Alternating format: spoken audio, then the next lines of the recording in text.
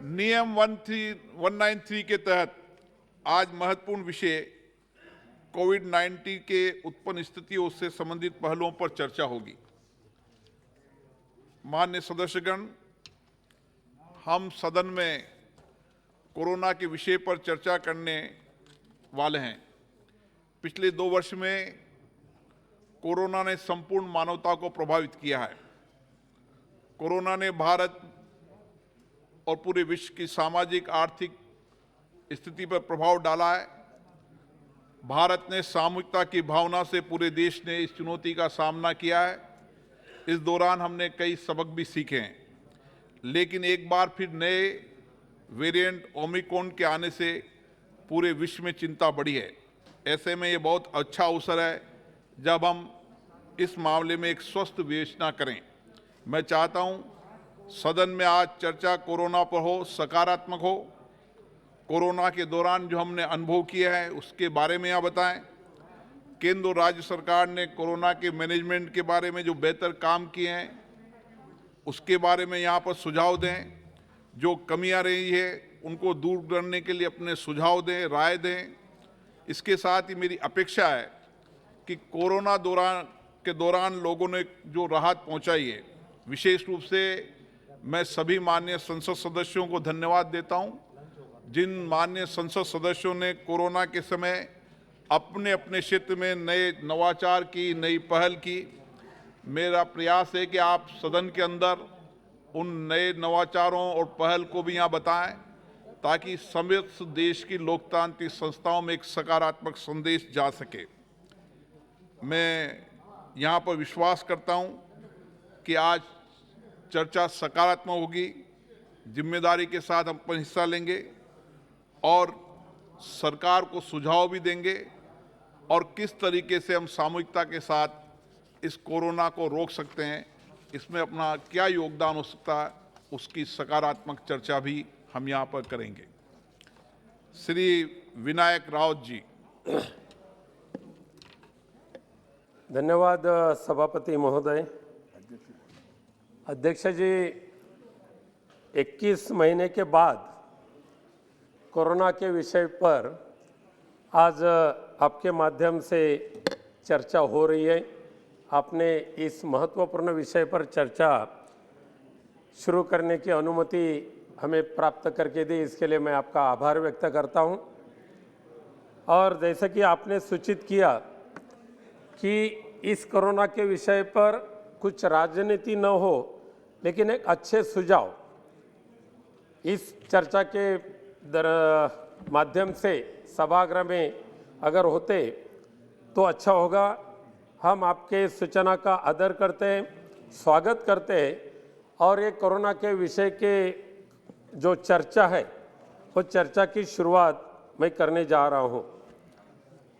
सभापति महोदय, वैसे तो सबसे पहले मैं धन्यवाद दूंगा आदरणीय पंतप्रधान नरेंद्र मोदी जी हो, केंद्रीय स्वास्थ्य मंत्री मांडविया जी हो, महाराष्ट्र के मुख्यमंत्री उद्धव जी ठाकरे जी हो, या सारे देश के राज्यों के जो मुख्यमंत्री है, स्वास्थ्य मंत्री है, महाराष्ट्र के स्वास्थ्य मंत्री राजेश टोपे जी हो, या पूरे देश के इस सभागृह के संसद सदस्य हो, राज्य में लोक प्रतिनिधि के रूप में काम करने वाले विधानसभा और विधान परिषद के सदस्य हो, या देश के सारे लोक प्रतिनिधि स्थानिक स्वराज्य संस्था के हो, जिला परिषद, पंचायत समिति, नगर सेवक, ये सारे प्रतिनिधियों के प्रयासों से कोरोना कार्यकाल में जिस कोरोना योद्धा ने जो काम किया है, ये सारे लोगों के माध्यम से आज अपना देश, भारत देश, कोरोना मुक्त भारत देश इस रास्ते से चल रहा है। साथ साथ में कोरोना के अनेक प्रकार हम लोगों ने देखे। कोरोना आया, डेल्टा हो गया, डेल्टा प्लस हुआ, अभी ओमिक्रॉन आ रहा है, जा रहा है।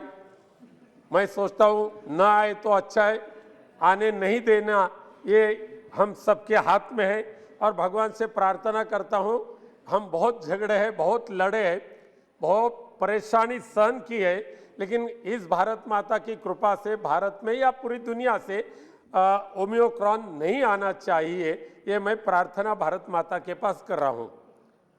लेकिन फिर एक बार मैं अभिनंदन करूंगा कि देश के सारे देशवासियों ने भारत देश पे या पूरी दुनिया में जो कोरोना का आक्रमण हो रहा था, कोरोना जैसी एक महामारी आई थी, उस महामारी में लड़ने के लिए पूरा देश अपने, चाहे पक्ष कोई भी हो, संगठन कोई भी हो, पार्टी कोई भी हो, आदरणीय प्रधानमंत्री जी के साथ एक साथ खड़े हुए, चाहे उन्होंने शुरुआत की दिया जलाने का उपक्रम हो, थाली बजाने का उपक्रम हो, या अन्य बाकी के सारे वैक्सीन का उपक्रम हो, इस सारे उपक्रम में पूरे देशवासियों ने प्रधानमंत्री जी को सहायता दी है, राज्य के मुख्यमंत्री जी को सहायता दी है।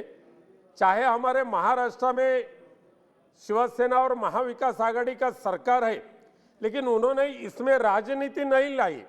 माननीय मुख्यमंत्री उद्धव जी ठाकरे जी ने, प्रधानमंत्री नरेंद्र मोदी जी ने जब जब मीटिंग ली, जब जब बैठक की, जो जो सूचना की, इसमें पूरी तरह से महाराष्ट्र के पास जो शासन है, उन्होंने प्रधानमंत्री जी की आज्ञा समझकर उस तरीके से नियमन करके महाराष्ट्र और मुंबई कोरोना मुक्त करने का प्रयास किया। और इसीलिए मैं प्रधानमंत्री जी को अभिनंदन करता हूं, लेकिन देश के मुख्यमंत्री और सारे लोगों का अभिनंदन करता हूं।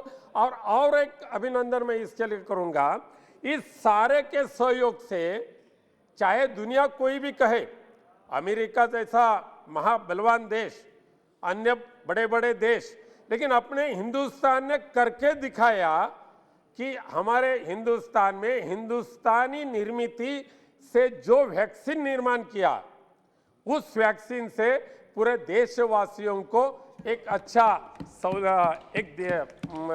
निरोगी दीर्घायुष्य प्राप्त करके देने का एक मौका उन्हें प्राप्त हुआ।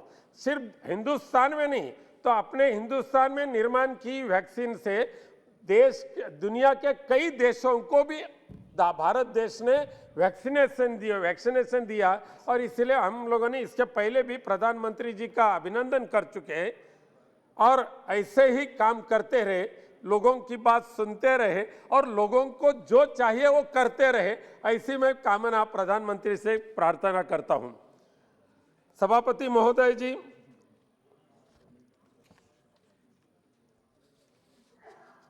मुंबई, महाराष्ट्र, पूरे देश, मैं जैसा बताया कि इस कोरोना में राजनीति नहीं करनी चाहिए थी, लेकिन कई बार थोड़ा सा हुआ राजनीति का काम।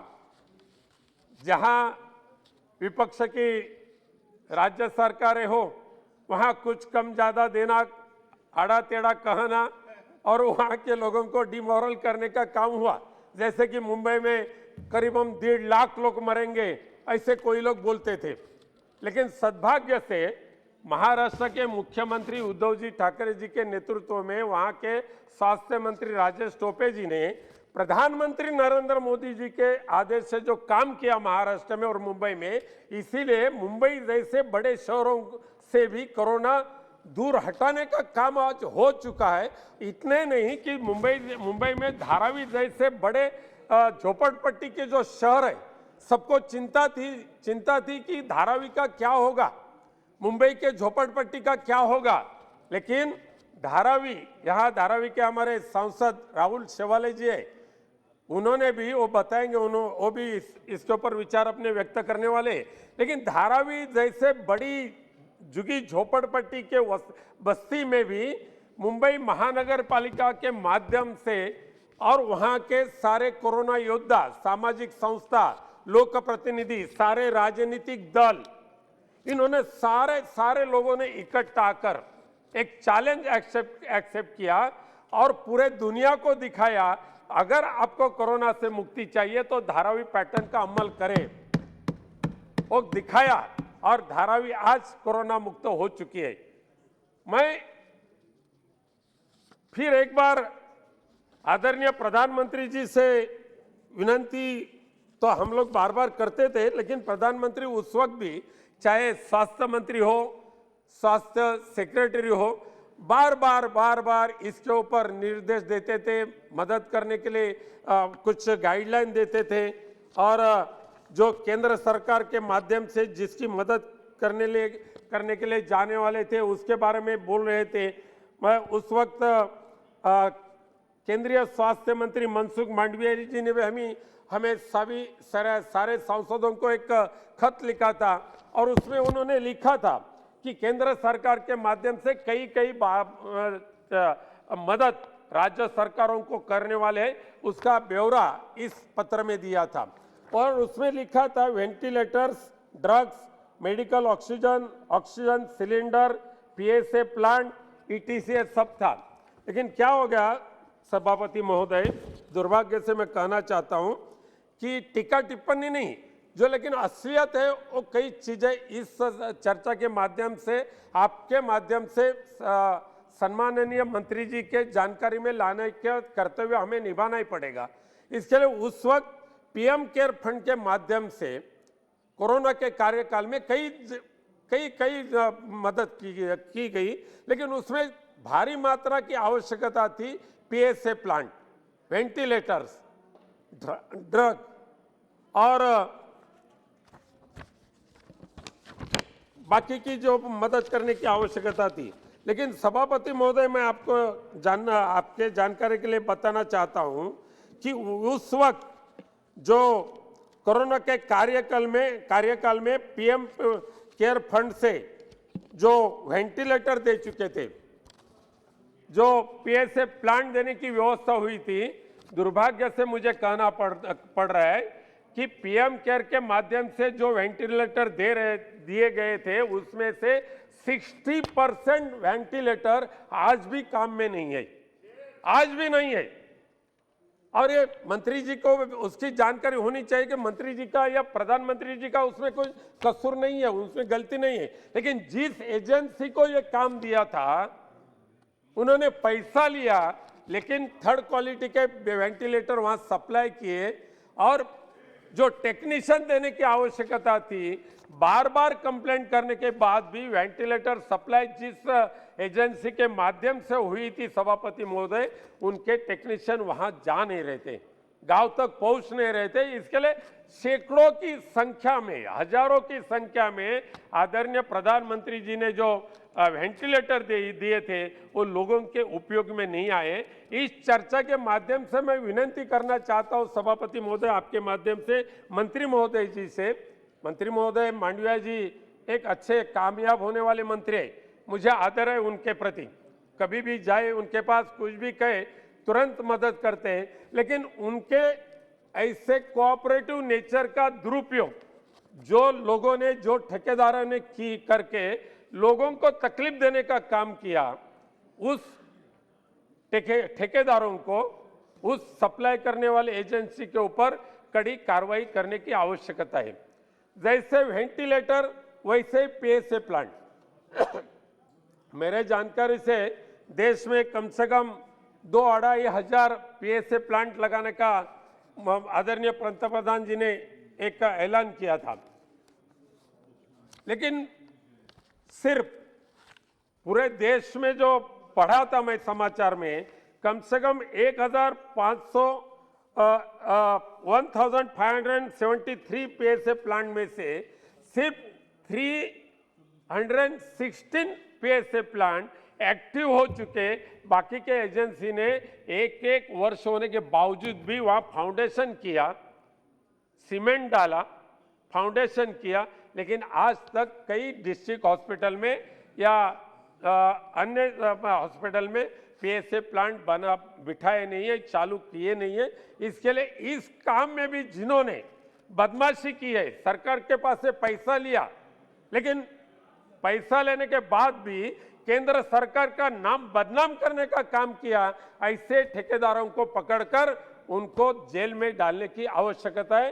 ये सरकार और जनता का किया हुआ विश्वासघात है। ऐसे ठेकेदारों को माफी करना आवश्यक नहीं है। सभापति महोदय, कार्यकाल में रेमडेसिविर का भी कई जगह पे काला बाजार हो चुका, लेकिन अभी ठीक है, अभी रेमडेसिविर अच्छा है। पीएसए प्लांट भी कई राज्यों ने खुद के फंड से किए हैं और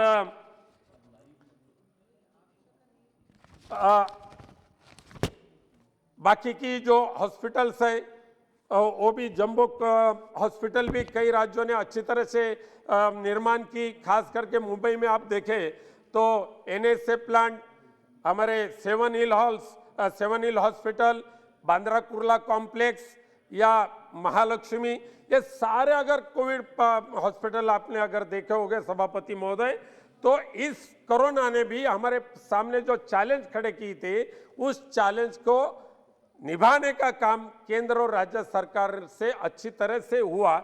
इसीलिए आज जिस चाइना में, जिस चीन से ये कोरोना का फैला हुआ ऐसा कहा जा रहा है, उस चीन में आज भी कोरोना बसा हुआ है, लेकिन भारत देश से आज कोरोना हद्दपार हो रहा है, तड़ीपार हो रहा है और कोरोना मुक्त देश निर्माण करने का काम हो रहा है। लेकिन और कई समस्या उसके बावजूद निर्माण हो चुकी है।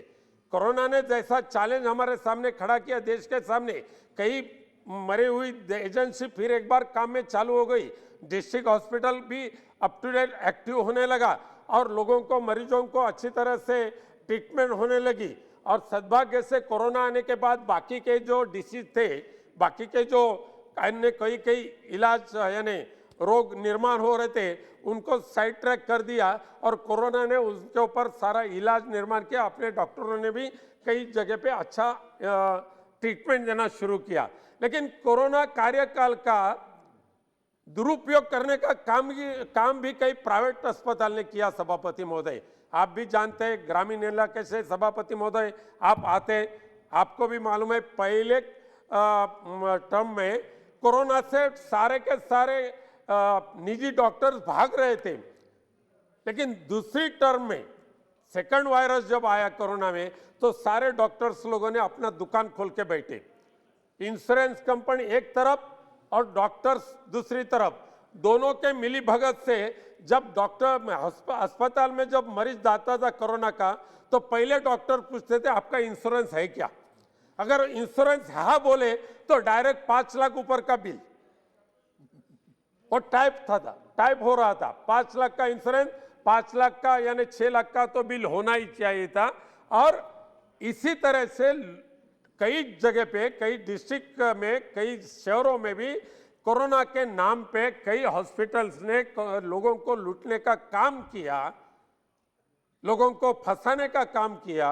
और जिस कोरोना को म्युनिसिपल हॉस्पिटल, मुंबई जैसे म्युनिसिपल हॉस्पिटल, जैसे हमारे सिंधुदुर्ग जैसे एक ट्राइबल एरिया का हॉस्पिटल, हजारों की संख्या में कोरोना के मरीजों को उन्होंने बिना पैसे से अच्छा किया।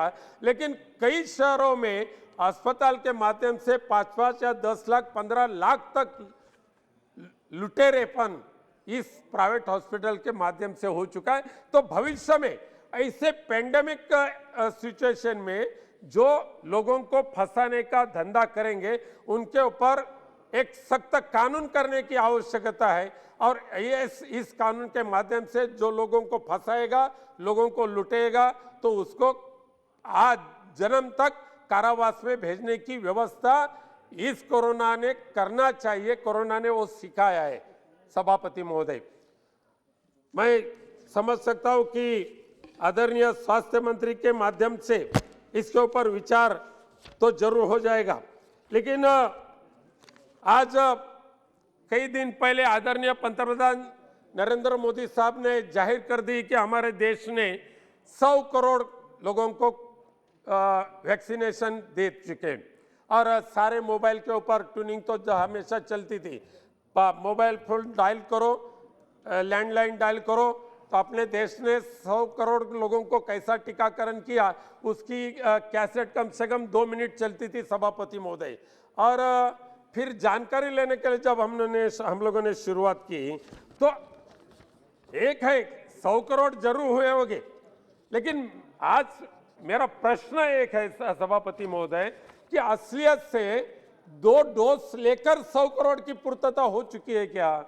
अपने देश में कम से कम 130 करोड़ आबादी है, बाकी बिलो 18 छोड़ दे 30 करोड़, लेकिन ऊपर के 100 करोड़ लोगों को 2 डोज अभी तक दे नहीं चुके।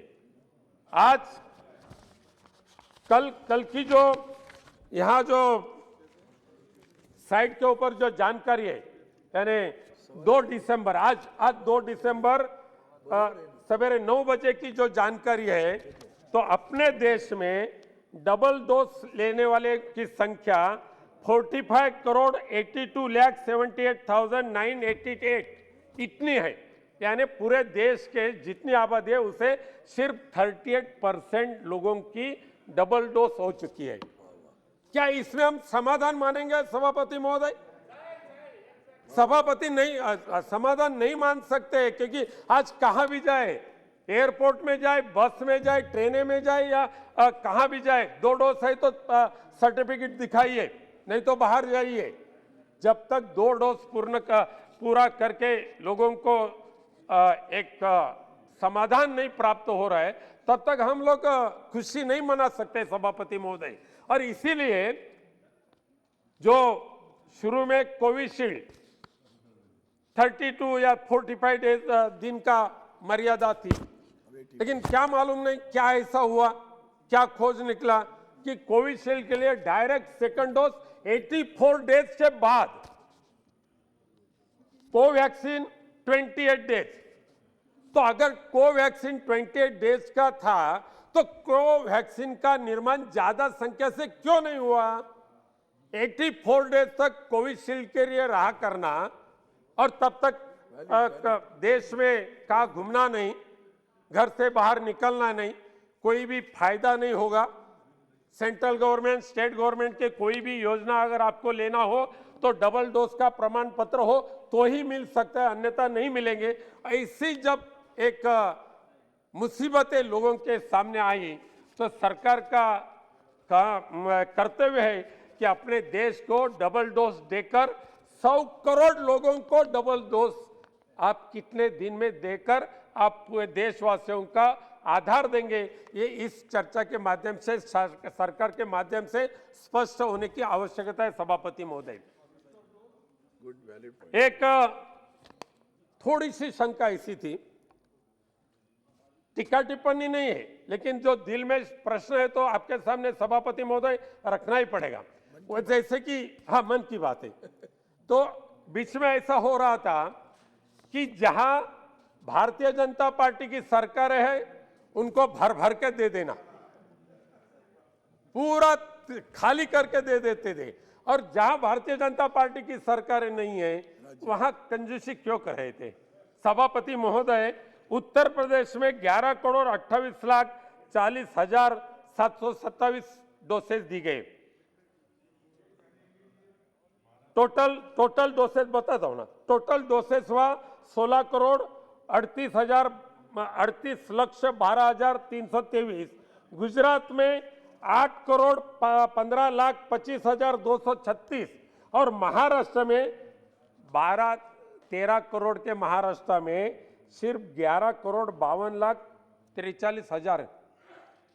और मुंबई जैसे बड़े शहर जहां 2.5 करोड़ लोग आबादी है, सभापति महोदय आपका भी प्यारा शहर है वो, वहां सिर्फ 1 करोड़ 1.5 करोड़ इतना ही देकर इस देश के सारे देशवासियों शहर है। मुंबई सबको बहुत प्रिय है जी। मुंबई सबको बहुत प्रिय है जी। नहीं, गुजरात की संख्या कम है ना प्रज्वल जी? नहीं, सभापति महोदय, इस देश के 130 करोड़ जनता आदरणीय प्रधानमंत्री जी की है, आदरणीय स्वास्थ्य मंत्री जी की है, तो ऐसा दुजाभाव क्यों कर रहे आप? महाराष्ट्र देखो तो टेढ़ी नजर से देखे, गुजरात देखो तो अच्छी तरह से मदद करें, उत्तर प्रदेश इलेक्शन आने वाले इसके लिए उनको ज्यादा से ज्यादा उनको दे दे, ऐसा नहीं होना चाहिए सभापति महोदय, ऐसा नहीं होना चाहिए। जनसंख्या के आधार पे देना चाहिए, ये मेरा कहना है, ये मांग है मेरी। जनसंख्या के आधार पे दे तो सबको न्याय आप दिए, ऐसा हम समझ सकते हैं। लेकिन भविष्य में मेरी एक मांग है कि जो कोविशील्ड का कार्यकाल 84 डेज जो किया है 2 डोज के बीच में, वो कम करें, वो कम करें और पहले जैसे 45 डेज का था ना, वैसे 45 डेज का अगर कोविशील्ड का अगर मर्यादा करते तो सारे देशवासियों को एक अच्छी सहूलियत मिल सकते, लोग अच्छी तरह से काम कर सकते। आज ओमिक्रॉन के माध्यम से और जो निर्बंध आ रहा है कि यहाँ नहीं जाना, वहाँ नहीं जाना, ले जाना होगा तो ये करके ही जाना होगा, 2 डबल डोज लेकर ही जाना होगा, तो इससे लोगों को सहूलत अगर जल्दी से जल्दी लेना हो तो जो कोविशील्ड का जो कार्यकाल है वो कम करने की आवश्यकता है। आपके माध्यम से माननीय स्वास्थ्य मंत्री जी को आप सूचना दें और इसके ऊपर गंभीरता से विचार करें, ऐसी मेरी आपको प्रार्थना है। सद्भाग्य से अभी वैक्सीन का लॉसेस कम हो चुके हैं, उसमें कुछ सारे स्टाफ भी ट्रेन हो चुका है और लोगों को अच्छी तरह से जानकारी। शुरू में वैक्सीन लेने के लिए लोग आगे नहीं आते थे, लेकिन अभी लोग खुद करके आगे आके बोलते हैं कि वैक्सीन हमें चाहिए और हमको जल्दी से जल्दी मिले। सभापति महोदय, कोरोना के बाद जो परिस्थिति निर्माण हुई है उसके ऊपर मैं कई मेरे विचार सबसे संक्षिप्त में रखना चाहता हूं। दुर्भाग्य की बात ऐसी है, कल ही 2 दिन के पहले कोरोना के बाद कम से कम 11,000 लोगों ने आत्महत्या, खुदकुशी की, ऐसे अपने गवर्नमेंट के रिपोर्ट में है। 6 लाख से भी ज्यादा संख्या उद्योगों की थी, वो उद्योग बंद पड़ चुके हैं, बेरोजगार हो चुके हैं। यानी 6.5 लाख उद्योग बंद होने के बावजूद कम से कम हर एक उद्योगों में 100 लोग भी काम करते थे। यानी मतलब 6.5 लाख इंटू 100 लोग, देखिए सभापति महोदय कितनी करोड़ों संख्या से बेरोजगारी का निर्माण इस कोरोना कार्यकाल के दरमियान हो चुका है। मैं पूछना चाहता हूं कि देश के करोड़ों लोग आज जो बेकार हो चुके हैं, बेरोजगार हो चुके हैं, उनके भविष्य के लिए सरकार के माध्यम से क्या करना चाहते हैं। बीच में गवर्नमेंट अपने सरकार ने 6 लाख रुपया सारे किसानों को देने का ऐलान किया। बीपीएल के माध्यम से जो किसानों थे 6,000 हर वर्ष के में 6,000, शुरू में 11 करोड़ लोगों को दिया, दूसरा इंस्टॉलमेंट 8 करोड़ और तीसरा इंस्टॉलमेंट 3 करोड़ 21 लाख। और सभापति महोदय, आपके क्षेत्र में भी डेफिनेटली वैसा होता होगा, लेकिन मैं जिस एरिया से आता हूं, सिंधुदुर्ग रत्नागिरी से, वहां गवर्नमेंट के ऑफिसर ने जिन्हें ये 6,000 मिला था उनको नोटिस भेजना शुरू किया, तुरंत 6,000 जमा करो नहीं तो जब्त करेंगे आपकी संपत्ति। गलती गवर्नमेंट सर्वेंट की, मैं केंद्र सरकार की गलती नहीं समझूंगा, लेकिन उस वक्त आदरणीय प्रधानमंत्री जी ने सारे देशवासियों को कहा था कि हमने कोरोना के कार्यकाल में या उससे पहले देश के बिलो पॉवर्टी लाइन के जो किसान हैं उनको हर वर्ष में 6,000 देकर 11 करोड़ लोगों को दिया है, ऐसा प्रधानमंत्री जी ने कहा था। लेकिन जिस 11 करोड़ लोगों को दिया था उनमें से 8 करोड़ लोगों से पैसा वापिस लेने का काम केंद्र सरकार के आदेश से अभी हो रहा है। बैंक में पैसा न मांगते हुए जमा हुआ, उनका मांगा नहीं, लेकिन उनको मिला, ठीक है, मोदी साहब की कृपा हुई, उन्होंने भगवान के सामने जाके हाथ जोड़ा और बोले ऐसे पंतप्रधान हमें हमेशा मिले। लेकिन जब उनको नोटिस मिला कि वापिस करो 6,000, तब भगवान के पास जाकर बोले अब ऐसा कैसा हो चुका कि मोदी साहब की कृपा होने के बावजूद भी ऐसी हो कृपा किसके माध्यम से हुई। और उन्होंने साहब एक मुसीबत उनके ऊपर आई और 8 करोड़ लोगों के पास से 6-6 हजार रुपया वसूल करने का काम केंद्र सरकार के माध्यम से हुआ। महाराष्ट्र सरकार ने कंस्ट्रक्शन वर्कर को 5,000 दे दिया, जो कोरोना कार्यकाल में मर चुके उन्हें 10 लाख रुपए, यानी गवर्नमेंट सर्वेंट थे, उन्होंने 5 लाख रुपए दिया। कई आंदोलनों में जिनकी जाने गई उन्हें भी, मराठा आरक्षण जैसे आंदोलन में जिनकी जाने गई उनको 10 लाख रुपए दिया। हम ऐसे नहीं मांग रहा हूं कि जो कोरोना के कार्यकाल में जिनका निधन हुआ, सुप्रीम कोर्ट ने कहा सभापति महोदय कि कोरोना के वजह से जिनकी जाने गई उनको मदद करनी ही होगी, ऐसा सुप्रीम कोर्ट ने कहा है। उसके ऊपर केंद्र सरकार ने अभी तक निर्णय नहीं लिया। भगवान से प्रार्थना करता हूं अगर ये निर्णय होता है तो लोगों के, उनके जो यानी परिवार के जो लोग हैं उनको कुछ ना कुछ तरह के मदद मिल जाएगी। लेकिन नहीं करे, ठीक है, समझ सकता हूं, लेकिन जो आज बेरोजगारी की निर्माण हो चुकी है उनके लिए तो कुछ राहत देने की आवश्यकता है। 6 लाख उद्योग, उसमें से भारत छोड़कर भी कई लाखों लोग अभी जा चुके। उसके बाद कंपनी निजीकरण करने का शुरुआत किया। अरे मुझे सभापति महोदय समझ में नहीं आया, कोरोना से मुक्ति पाने के लिए हम प्रार्थना करते थे, लेकिन इस देश में जो सरकारी कंपनियां थी, गवर्नमेंट जो यूनिट थे, वो सारे के सारे बेचो। ये कोरोना ने कहां कहा सभापति महोदय? एयर इंडिया बेचने के लिए कहां कहा? ठीक है, लेकिन एयर इंडिया एयर टाटा के पास देकर एक अच्छा काम किया, हम उन्हें धन्यवाद देते। आदरणीय प्रधानमंत्री जी को मैं धन्यवाद देता हूं। मैं अरविंद सावंत जी, हम दोनों वहां यूनियन के काम देखते हैं, हम बधाई करते हैं, उनको धन्यवाद देते हैं। एयर इंडिया टाटा के पास देने के बाद उसकी स्थिति जरूर सुधरेगी। लेकिन क्या आवश्यकता थी कि बीपीसीएल का निजीकरण करने के लिए? क्या आवश्यकता थी एमटीएनएल बीएसएनएल को कंगाल बनाने की? सभापति महोदय, आपके मतदान क्षेत्र में हो या मेरे मतदान क्षेत्र में हो, आज बीएसएनएल एमटीएनएल है क्या जिंदा? सारे गवर्नमेंट की योजना है।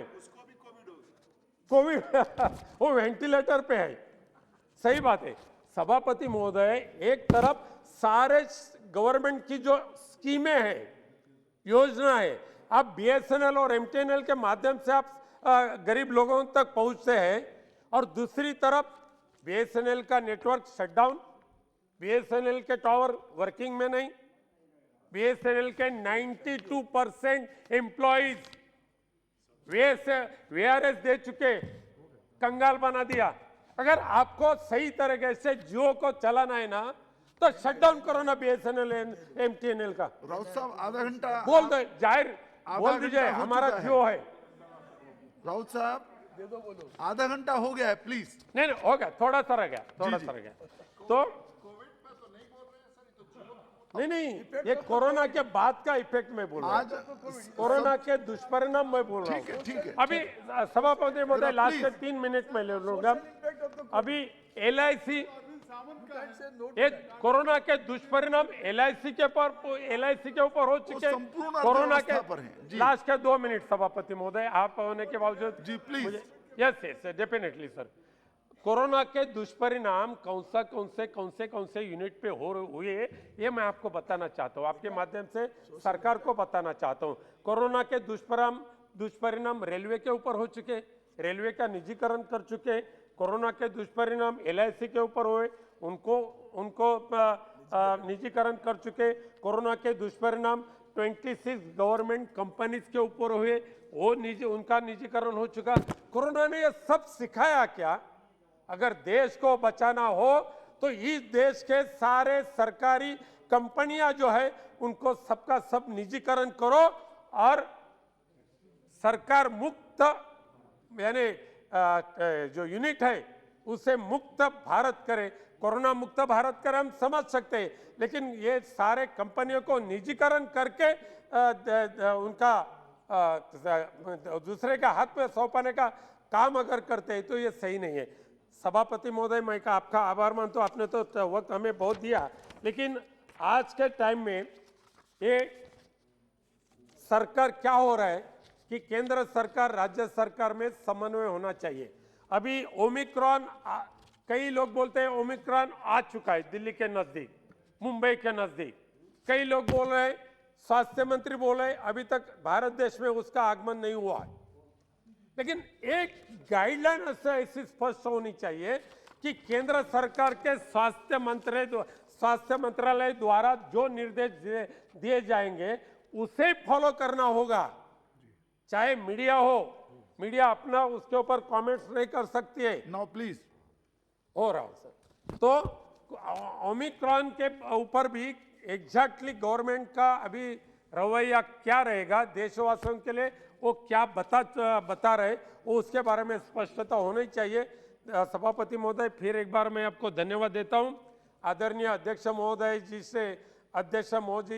जी के कृपा से आज कोरोना के ऊपर 21 महीने के बाद चर्चा हो रही है कि जब कोरोना अभी जा रहा है तब चर्चा हो रही है।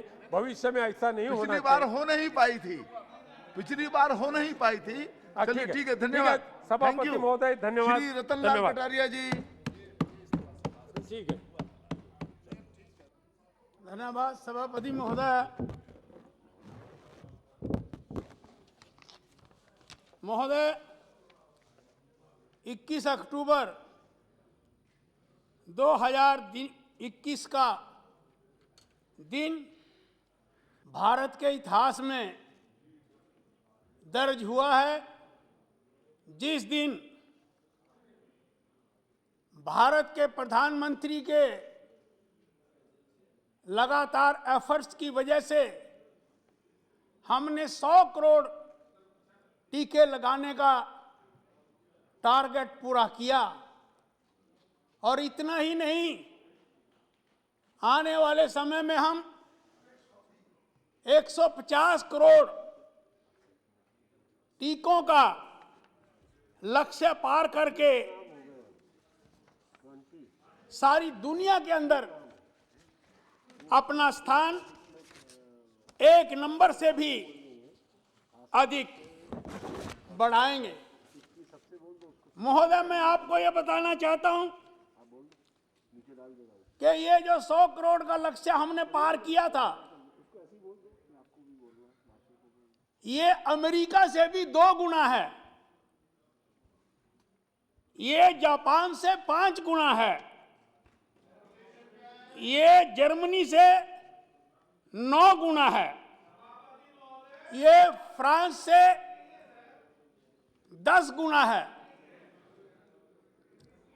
जिस गति से हमने टीकाकरण किया है, और मैं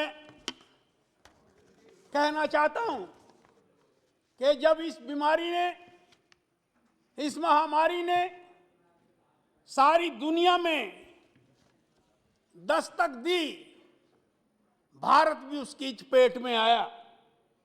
महोदय,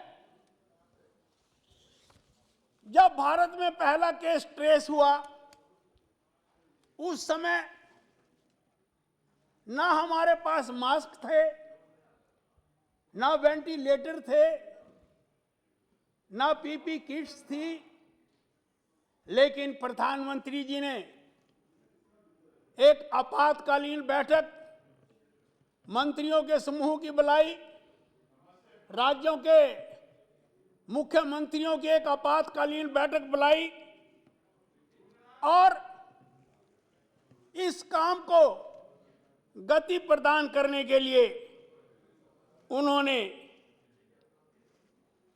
आह्वान किया। और 3 महीने के अंदर ही हमने, जहां पर हमारे देश के अंदर केवल एक टेस्टिंग लैब थी, वहां पर हमने 2500 टेस्टिंग लैब खड़ा कर दी। जहां पर हमारे पास केवल 1500 प्रतिदिन की टेस्टिंग क्षमता थी, आज हम 20 लाख से भी ऊपर प्रतिदिन टेस्टिंग की क्षमता रखते हैं। हमने इस समय के अंदर, इस 9 महीनों के अंदर, हमने 5 बार तो एक दिन में 1-1 करोड़ वैक्सीनेशन का लक्ष्य प्राप्त किया। और मैं इस महान सदन को बताना चाहता हूं कि जिस दिन विश्व के सबसे लोकप्रिय नेता आदरणीय मोदी जी का जन्मदिन था,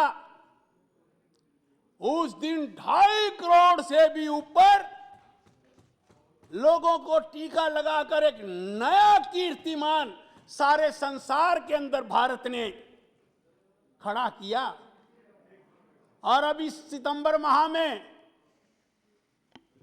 जब मोदी जी यूएनओ में गए थे और उसके बाद G20 के सम्मेलन में गए थे और उसके बाद जलवायु परिवर्तन पर COP26 में गए थे, तो दुनिया के बड़े बड़े नेताओं ने अपनी बाहें फैलाकर मोदी जी का स्वागत किया। और मुझे याद आता कि उन्होंने कहा है कि मोदी जी G20 की महफिल सजी है, चले आइए, बस आपकी कमी है, चले आइए। आज सारे दुनिया के नेता उनसे प्रेरणा लेते हैं। मुझे 1-2 बार यूएन जाने का मौका मिला। मैं भारत के नेताओं की वो तस्वीरें भी मेरे जहन में है कि जब कोई प्रधानमंत्री भारत का यूएन में बोलता था, यूपीए के शासनकाल में तो देखने को मिलता था कि खाली खाली तंबू हैं, खाली खाली डेरा है, कोई सुनने वाला नहीं। और आज जब मोदी जी बोलते हैं यूएन में, तो सारी दुनिया का नेतृत्व खींच के चला आता है।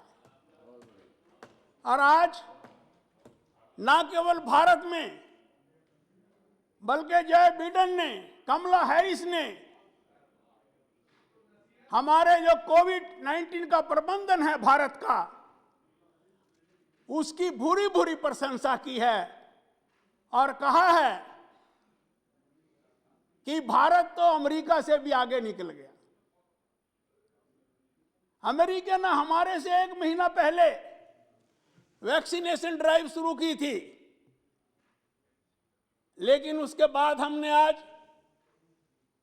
उससे 2 गुना वैक्सीनेशन का काम किया। इसी तरह से विश्व के मंचों पर भारत की भूरी भूरी प्रशंसा कोविड प्रबंधन को लेकर हो रही है। आज हम देखते हैं कि हमारे पास 15,000 से भी ज्यादा डेडिकेटेड हॉस्पिटल्स हैं जो कोविड के प्रबंधन के लिए सफलतापूर्वक काम कर रहे हैं। आज हमारे देश के पास 75,000 आईसीयू बेड हैं। आज हमारे देश के पास 14 लाख आइसोलेशन बेड हैं। आज देश के अंदर जिस प्रकार से टेस्ट, ट्रैक एंड ट्रीट का काम बड़ी तेजी से चल रहा है, उसको मद्देनजर रखते हुए संयुक्त राष्ट्र संघ ने भी भारत की भूरी भूरी प्रशंसा की है। इतना ही नहीं, विश्व स्वास्थ्य संगठन ने कोवैक्सीन टीके को आपात उपयोग के लिए सूचीबद्ध किया। और ये हमारे देश के अंदर जो हमारे विपक्ष के लोग हमारी वैक्सीन पर तरह तरह के प्रश्न खड़ा करते थे, कोई नेता कहता था ये तो बीजेपी का टीका है। कोई कहता था ये तो मोदी वैक्सीन है। और एक इतना बड़ा जघन्य अपराध विपक्ष के लोगों ने देश की जनता के साथ किया कि जो भारत के इस सफलतापूर्वक टीकाकरण अभियान पर जो तरह तरह की नुक्ताचीनी कर रहे थे, भारत ने जो ये रिकॉर्ड हासिल किए हैं उसकी आज सारी दुनिया प्रशंसा कर रही है। अभी मैं सुन रहा था अपने मित्र शिवसेना के एक सदस्य को, उन्होंने आर्थिक स्थिति का जिक्र किया। आज का अखबार उठाकर देखो, भारत कोविड महामारी के बाद इस दुनिया की चलने वाली सबसे तीव्र तेज गति की अर्थव्यवस्थाओं में से है। हमने कोविड के बाद 8.4% हमारी क्वार्टर की जो रिपोर्ट आई है वो आज सारे विश्व को ये प्रदर्शित करती है कि भारत ने ना केवल अपने देश के 130 करोड़ लोगों को कोरोना से बचाया, बल्कि अपनी अर्थव्यवस्था को भी पटरी पर लाने का काम किया। पिछले 10 महीने से महोदय हमारा जीएसटी कलेक्शन 1 लाख करोड़ रुपए से भी ऊपर जा रहा है। और मैं ये बताना चाहता हूं कि 100 साल पहले जब महामारी आई थी तो उसमें करोड़ों लोग मरे थे, जिनमें से 50 लाख के लगभग तो बीमारी से मरे होंगे, लेकिन 50 लाख लोग भूखमरी से मरे थे। लेकिन मैं साधुवाद देना चाहूंगा भारत माता के लाल नरेंद्र मोदी जी को, जिन्होंने गरीबी को बहुत नजदीक से देखा है। उन्होंने इस प्रकार के कदम भारत के अंदर उठाए कि 130 करोड़ आबादी में से हो सकता है कोविड से कुछ मौत हुई हो, लेकिन भूखमरी से भारत में एक व्यक्ति भी नहीं मरा, एक व्यक्ति भी नहीं मरा, जिसकी प्रशंसा WHO ने भी की है और UN ने भी की है, दुनिया के बहुत से देशों ने भी की है। और आज मैं भी पिछले 50 साल से राजनीति में हूं, दुनिया भर के नेताओं को पढ़ा है, सुना है, हिंदुस्तान के अंदर भी देखा है। मुझे लगता है कि जिस प्रकार से महात्मा गांधी के बारे में दुनिया कहती है कि क्या हार्ड मास का कोई व्यक्ति भारत में ऐसा पैदा हुआ जिसने हमें बिना लड़ाई के आजादी प्रदान करा दी, तो आज दुनिया सोच रही है कि आज नरेंद्र मोदी के रूप में भारत को वो नेता मिला है जो भारत को विश्व मंच के ऊपर पहचान दिला रहा है और जो भारत की हर समस्या का समाधान कर रहा है। आज मैं ये कह रहा हूं कि जिस पर मैं महोदय मैं ये कह रहा हूं, जरा मुझे दोबारा से सुनिए। मैंने सिर्फ ये कहा है, मैं ये कहना चाहता हूं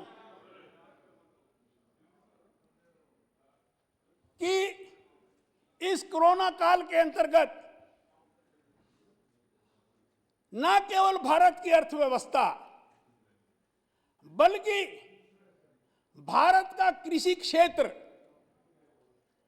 हमने 1 साल तक आंदोलन भी देखा, लेकिन इस आंदोलन के बीच में भी भारत के किसानों ने कमर कस के इतना अन्न उत्पादन किया, इतना अन्न उत्पादन किया, इतना अन्न उत्पादन किया कि एक भी व्यक्ति को भूखे नहीं मरने दिया।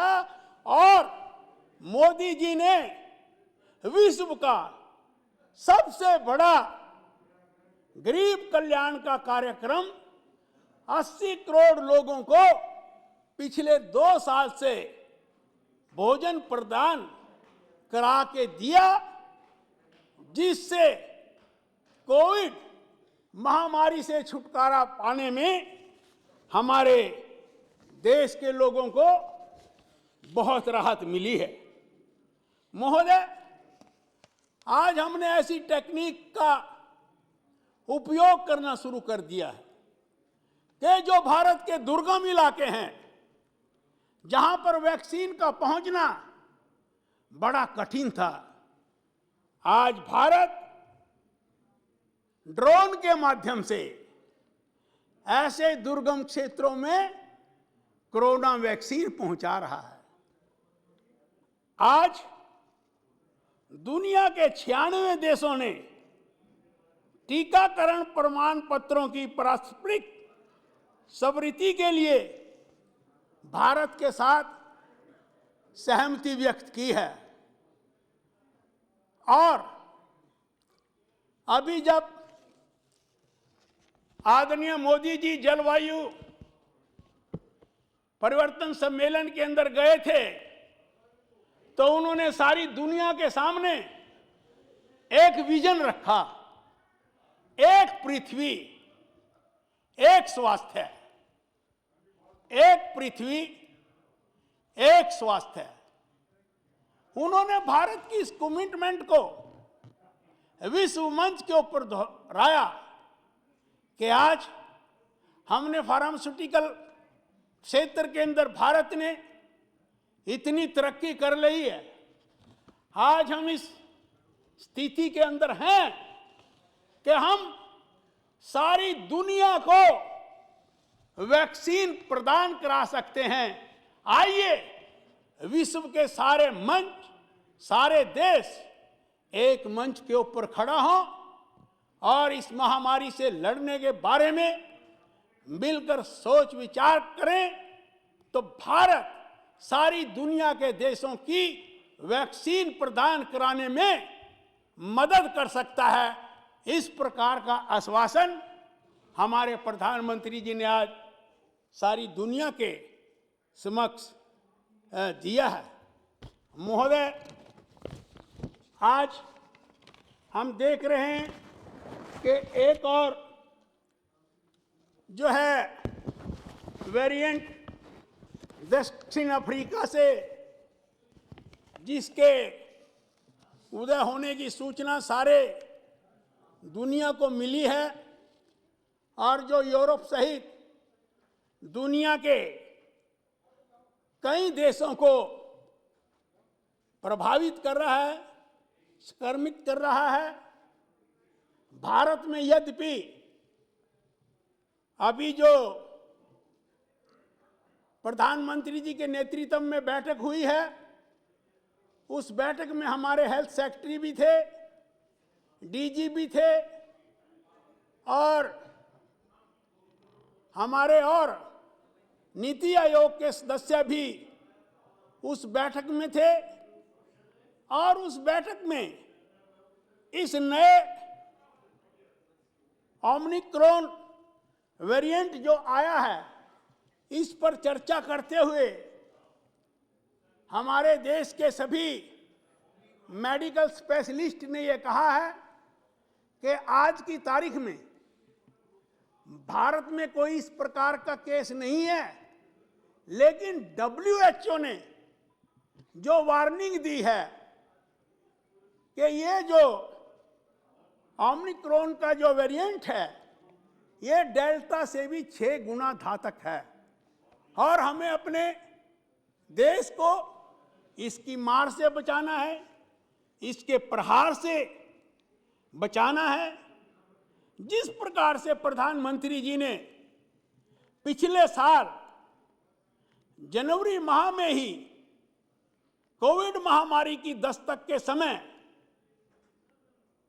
ग्रुप ऑफ मिनिस्टर की बैठक बुलाकर, मुख्यमंत्रियों की बैठक बुलाकर इस मामले में सार्थक पहल की थी, उसी प्रकार से इस वेरिएंट का नाम आते ही प्रधानमंत्री जी ने तुरंत आपातकालीन बैठक बुलाई और इसके होने वाले प्रभावों के बारे में, इसकी तैयारी के बारे में विस्तृत जानकारी प्रधानमंत्री जी ने ली और देश को संचेत किया कि नए वेरिएंट को देखते हुए हमें सक्रिय रहने की जरूरत है। उन्होंने कहा ज्यादा मामलों वाली जगहों पर गहन नियंत्रण और सक्रिय निगरानी जारी रहनी चाहिए, इस प्रकार का आदेश उन्होंने दिया। उन्होंने कहा कि लोगों को अधिक सतर्क रहने और मास्क पहनने एवं सामाजिक दूरी जैसी उचित सावधानी बरतने की जरूरत है। प्रधानमंत्री ने सामने आ रहे नए साक्ष्यों को देखते हुए अधिकारियों से अंतर्राष्ट्रीय यात्रा प्रतिबंधों में जो ढील देने की योजना भारत ने बनाई थी उसकी समीक्षा करने को भी कहा और प्रधानमंत्री जी ने इस बात के ऊपर भी ज्यादा जोर दिया कि यद्यपि हमने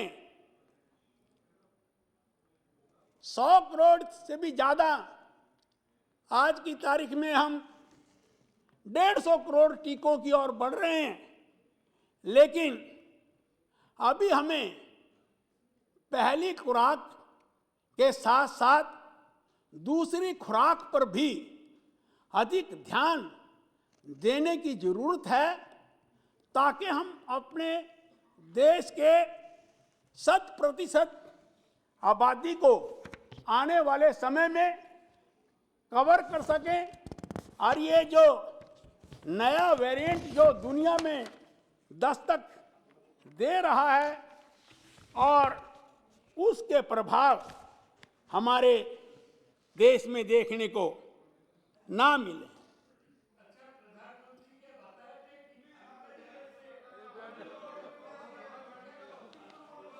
अब बोलते रहिए। महोदय बैठिए प्लीज। स्वागत दा, इट्स नॉट फेयर, प्लीज बैठिए जी। महोदय, ये विपक्ष के लोग ना जाने क्यों दिन रात इनके पास मोदी जी की आलोचना करने के सिवा कोई काम ही नहीं है और जैसे जैसे ये उनकी आलोचना करते हैं वो वैसे वैसे ही अपने राष्ट्र सेवा के संकल्प को और आगे बढ़ाते चले जाते हैं और भारत का नाम सारी दुनिया में चमकाते चले जाते हैं।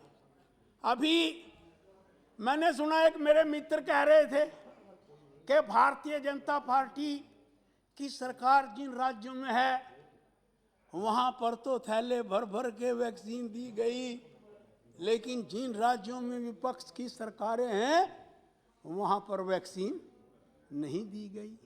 महोदय, इन्होंने तो अंतर्राष्ट्रीय स्तर पर भी दुनिया के देशों के दरवाजे खटखटाए कि हमें अपनी वैक्सीन मिल जाए और हम मोदी जी के नाम से बच जाएं कि भारत की सरकार की ये वैक्सीन नहीं है, हमने तो अपनी मंगवाई है। लेकिन दुनिया ने भी हाथ खड़े कर दिए कि अगर वैक्सीन मिलेगी तो भारत सरकार को मिलेगी, मोदी जी के नेतृत्व को मिलेगी।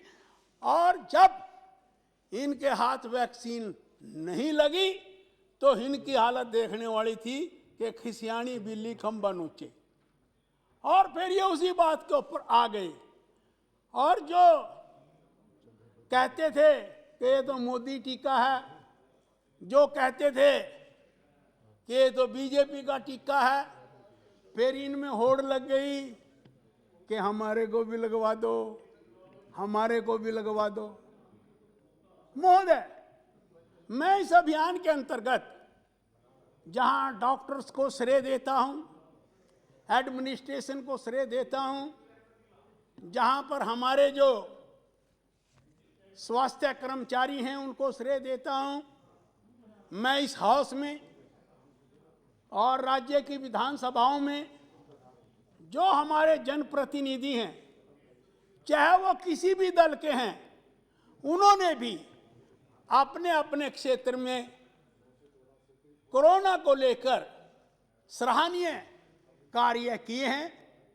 और वो सब लोग